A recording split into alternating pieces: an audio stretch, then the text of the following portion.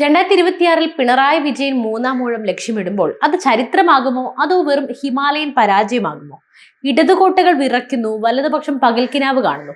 പക്ഷെ ഈ രണ്ട് മുന്നണികളെയും ഞെട്ടിച്ചുകൊണ്ട് കേരളത്തിന്റെ മണ്ണിൽ മൂന്നാമതൊരു ശക്തി ആഞ്ഞടിക്കാൻ പോവുകയാണ്. ആരാണ് കേരളത്തിന്റെ യഥാർത്ഥ മുഖ്യമന്ത്രിയാകാൻ പോകുന്നത്? കണക്കുകൾ മാറി മറിയുന്നു. നമുക്ക് നോക്കാം. പിണറായി 3.0 കേൾക്കുമ്പോൾ നല്ല രസമുണ്ടല്ലേ? പക്ഷേ തദ്ദേശ തെരഞ്ഞെടുപ്പിൽ ജനം നൽകിയ ഷോക്ക് ട്രീറ്റ്മെന്റ് ഇടത് കേന്ദ്രങ്ങളെ ശരിക്കും വിറപ്പിച്ചിട്ടുണ്ട്. ഭരണ തുടർച്ച കിട്ടിയപ്പോൾ എല്ലാം ശരിയാക്കാം എന്ന് കരുതിയവർക്ക് ഇപ്പോൾ അണികളെ പിടിച്ചു നിർത്താൻ സോഷ്യൽ മീഡിയയിൽ പഴയ UDF കാലത്തെ കുഴി തോണ്ടേണ്ടി വരുന്നു. പിണറായി വിജയൻ തന്നെയാണ് താരം എന്ന് ഇടതുപക്ഷം വിശ്വസിക്കുമ്പോഴും സർവേകൾ മറ്റൊരു ബോംബ് പൊട്ടിക്കുന്നുണ്ട്. പാർട്ടിക്കുള്ളിലെ ജനപ്രിയ മുഖമായ KK ശൈലജയെ 24% പേർ മുഖ്യമന്ത്രിയെ കാണാൻ ആഗ്രഹിക്കുന്നു. അപ്പോൾ ക്യാപ്റ്റന്റെ കസേരയ്ക്കടിയിൽ തന്നെ പുകഞ്ഞു തുടങ്ങിയിട്ടുണ്ട്. 83 മുതൽ 95 സീറ്റുകൾ കിട്ടുമെന്ന് പറയുന്നവർ കാണാത്തൊരു കാര്യമുണ്ട്: ജനങ്ങളുടെ നിശബ്ദമായ ഭരണവിരുദ്ധ വികാരം. ഇനി നമ്മുടെ പ്രതിപക്ഷത്തിന്റെ കാര്യം എടുക്കാം. VD സതീശൻ മുഖ്യമന്ത്രിയാകുമെന്ന് NDTV പറയുന്നു. പക്ഷെ സതീശനും ചെന്നിത്തലയും കുഞ്ഞാലിക്കുട്ടിയും കൂടി ഈ കസേര എങ്ങനെ പങ്കിടുമെന്നതാണ് വലിയ ചോദ്യം. VD സതീശൻ മുഖ്യമന്ത്രിയാകുമെന്ന് NDTV പറയുന്നു. പക്ഷെ സതീശനും ചെന്നിത്തലയും KC വേണുഗോപാലും കൂടി ഈ കസേര എങ്ങനെ പങ്കിടുമെന്നതാണ് വലിയ ചോദ്യം. സർക്കാരിനെതിരെ ജനവികാരം ഉണ്ടെന്ന് സത്യമാണ്. പക്ഷെ അത് UDFന് വോട്ടായി മാറുമോ? കേന്ദ്രത്തിൽ ഗതിയില്ലാതെ ഉടർന്ന ഒരു പാർട്ടിയുടെ കേരളത്തിലെ ശാഖയ്ക്ക് എന്ത് മാറ്റമാണ് കൊണ്ടുവരാൻ കഴിയുക? വികസനത്തിന്റെ കാര്യത്തിൽ ഇടതുപക്ഷവും വലതുപക്ഷവും ഒരേ നാണയത്തിന്റെ രണ്ട് വശങ്ങളാണെന്ന് ജനം തിരിച്ചറിഞ്ഞു കഴിഞ്ഞു.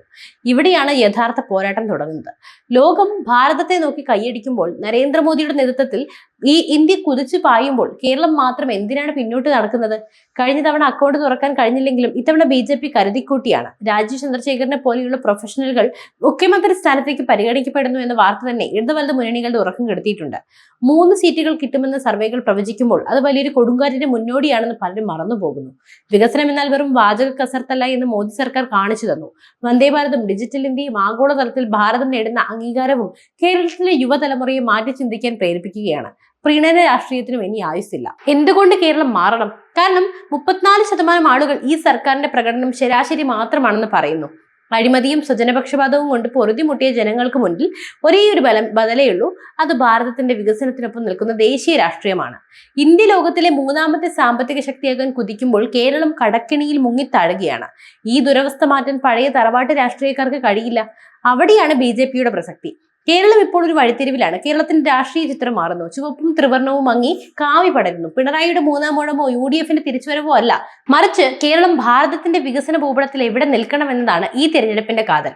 അടുത്ത മുഖ്യമന്ത്രി സതീശനോ ശൈലജയോ അതോ BJPയുടെ അപ്രതീക്ഷിത നീക്കമാണോ? കാത്തിരുന്ന് കാണാം.